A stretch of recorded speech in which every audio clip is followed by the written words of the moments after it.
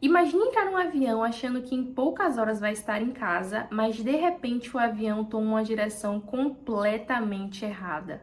A tripulação acredita estar no caminho certo e os passageiros não desconfiam de nada, mas quando percebem a verdade, já é tarde demais. Fez a despedida. Ele se despediu dos passageiros. Disse que não havia mais solução, que dali a 15 minutos o motor direito pararia, depois o motor esquerdo. Você se vê num avião onde você não tem para onde correr e vai aguardar que dentro de 15 minutos você vai morrer. Pedimos a todos que mantenham a calma, porque uma situação como essa realmente foi difícil de acontecer. Hoje nós vamos reconstruir uma das maiores tragédias da aviação brasileira, o voo Varing 254.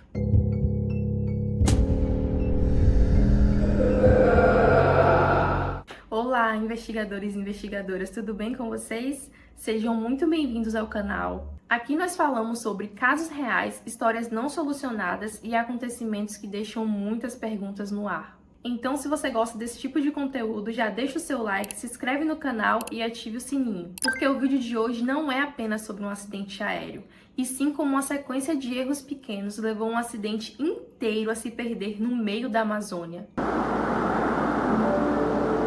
Senhores passageiros do comandante Kubutsari, tivemos uma pane de desorientação do nosso sistema de bússola. Estamos com o nosso combustível já no final, ainda com 15 minutos.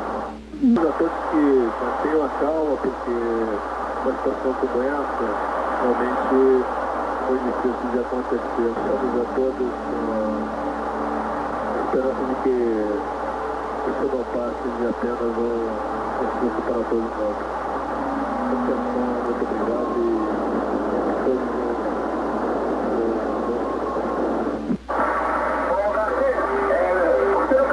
Não, porque não tinha indicação de Belém, a bússola estava com outra proa, a gente ficou andando entre Belém e Marabá e não conseguiu chegar a lugar nenhum. Agora está indo para Marabá e não tem mais combustível para ir para lugar nenhum, entendeu? Um acabou de parar, a gente vai ter que descer agora. Não vou poder falar mais, que a gente vai se preparar aqui para o pouso, ok? Atenção, tripulação, preparada para o pouso passado. No dia 3 de setembro de 1989, o voo Varing 254 decolou normalmente partindo de São Paulo com destino final a Belém do Pará. Era um voo comercial comum, operado por um Boeing 737. Uma aeronave amplamente utilizada, que na época era considerada segura e completamente confiável. A bordo estavam 48 passageiros e 6 tripulantes, todos pessoas comuns, trabalhadores, famílias, todos acreditando que chegariam ao destino final ao final do dia. Nada naquela manhã indicava que aquele voo entraria para a história como um dos acidentes aéreos mais chocantes do Brasil. O que ninguém a bordo sabia é que já no início da viagem, o avião já estava seguindo a direção completamente errada. Naquela época, os aviões não contavam com GPS, como conhecemos hoje. A navegação era feita com base em rumos, que são direções indicadas em graus, como em uma bússola. Esses números precisavam ser inseridos manualmente no sistema de navegação da aeronave. O plano de voo indicava que o avião deveria seguir o rumo 0270. O problema é que esse número poderia ser interpretado de duas formas diferentes. O rumo correto era 27 graus, que levaria o avião para o norte, na direção de Belém. Mas durante a programação do sistema, esse número foi interpretado como 270 graus, que aponta para o oeste. Na prática, isso significa que enquanto todos acreditavam estar voando rumo ao destino, o avião estava se afastando cada vez mais dele, entrando profundamente no interior da Amazônia. E o mais assustador é que por um longo período ninguém percebeu. Os instrumentos indicavam um funcionamento normal. A comunicação por rádio naquela região era limitada, já que o voo acontecia em uma imensa área de floresta e sem referências visuais claras. Tudo parecia estar sob controle. O avião seguia estável e em altitude de cruzeiro, consumindo combustível, mas indo para o lugar errado. Com o passar do tempo, pequenos sinais começaram a surgir. O combustível estava acabando mais rápido do que o esperado. O horário não batia com a distância que deveria ter sido percorrida. Belém não aparecia e não havia nenhum sinal da aproximação final. E foi nesse momento que a tripulação começou a entender que algo realmente estava errado. A informação que nós tínhamos era essa, de que era problema de comunicação e nós tínhamos que passar isso para os passageiros, que eles estavam começando a ficar nervosos, né? Porque no início nós achamos que realmente não fosse nada tão sério, né? Foi aí que ele fez a despedida. Ele se despediu dos passageiros. Disse que não havia mais solução, que dali a 15 minutos o motor direito pararia, depois o motor esquerdo. Quando a real dimensão do erro foi percebida, já não havia mais combustível suficiente nem para voltar para o aeroporto e nem para procurar um aeroporto mais próximo. A única alternativa era descer e procurar qualquer área dentro da mata para um pouso de emergência.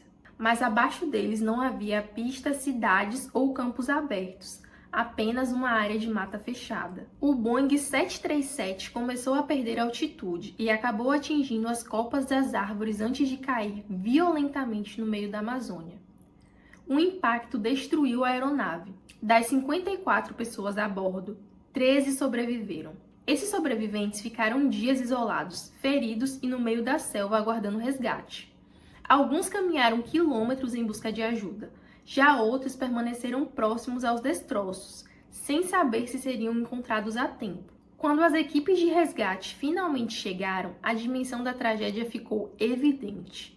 A investigação concluiu que não houve falha mecânica grave, nem sabotagem e nem condições climáticas extremas. O avião estava em condições normais de voo e o acidente havia sido causado por um erro humano, agravados por falha na padronização, comunicação e complexidade de navegação daquela época. O único número interpretado de maneira errada havia colocado todo aquele avião fora do seu destino. O caso do voo Varing 254 se tornou um marco na aviação brasileira internacional, levando a mudanças importantes nos procedimentos de navegação, na forma como planos de voo são escritos e principalmente no treinamento de tripulações.